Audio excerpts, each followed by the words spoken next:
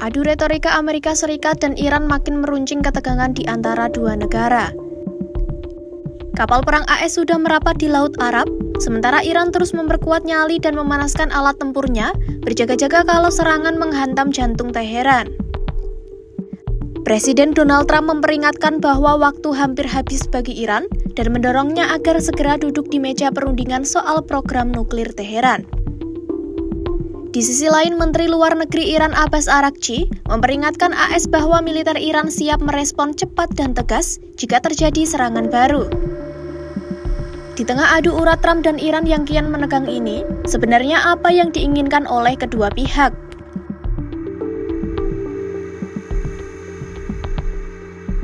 Riwayat perseteruan Amerika Serikat dan Iran dimulai sejak revolusi Iran pada tahun 1979. Sejak itu, AS menjatuhkan berbagai sanksi terhadap Teheran. Namun dalam 2 dekade terakhir, sanksi ekonomi AS telah melumpuhkan kelas menengah di Iran, sehingga negara itu pun fokus pada pengembangan program nuklir dan rudal balistik. Disinilah konflik awal itu muncul. Mengutip Al Jazeera Kamis 27 Januari 2026, Amerika Serikat dan sekutu baratnya bersikeras meminta Iran menghentikan program nuklirnya yang mereka tuding dikembangkan sebagai senjata nuklir. Meski Teheran menyebut program nuklirnya bersifat sipil, AS dan sekutunya terutama Israel menuduh Iran berupaya mengembangkan senjata nuklirnya. Berdasarkan dari Kesepakatan Rencana Aksi Komprehensif atau JCPOA yang digagas saat pemerintahan Presiden Barack Obama pada 2018 lalu, Iran membatasi pengayaan uranium pada 3,67% dan stok uranium diperkaya 300 kg. Jumlah itu cukup untuk dijadikan energi bagi pembangkit listrik tenaga nuklir, tapi jauh lebih sedikit untuk jadi bahan senjata nuklir. Imbalannya, AS pun mencabut sebagian besar sanksi terhadap Teheran.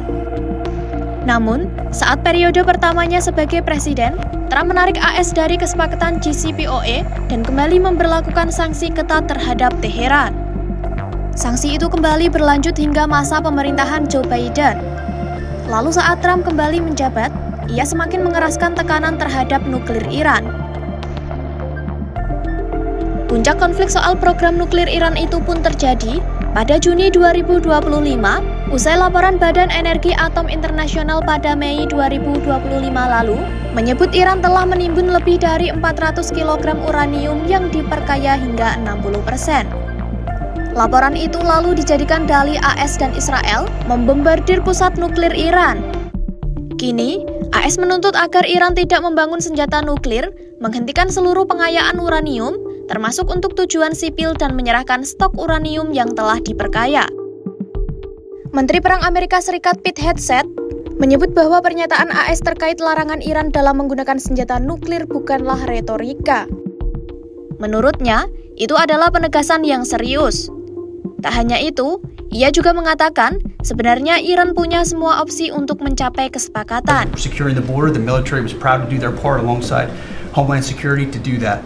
Same thing with Iran right now, ensuring that they have all the options to make a deal. They should not pursue nuclear capabilities. We will be prepared to deliver whatever this president expects of the War Department, just like we did this month. No other military in the world could have executed the most sophisticated, powerful raid, not just in American history, I would say in world history. Tak hanya itu, Washington juga menekan agar Iran membatasi jumlah dan jangkauan rudal balistiknya yang dinilai mampu menjangkau Israel dan pangkalan AS di Timur Tengah. AS pun menuntut Iran mengakhiri dukungan terhadap kelompok-kelompok bersenjata di kawasan.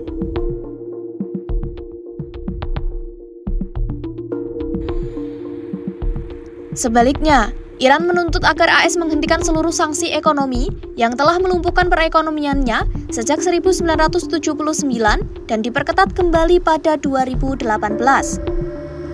Sanksi tersebut menyebabkan penurunan drastis ekspor minyak, anjloknya nilai rial, dan menyusutnya kelas menengah. Iran bersikeras program nuklirnya untuk tujuan damai dan ingin tetap memiliki program nuklir serta hak memperkaya uranium meski dengan batasan tertentu. Teheran juga menuntut kerangka kesepakatan baru sebelum mengizinkan pengawasan IAEA kembali ke Iran karena menilai laporan sebelumnya digunakan sebagai alasan serangan AS dan Israel.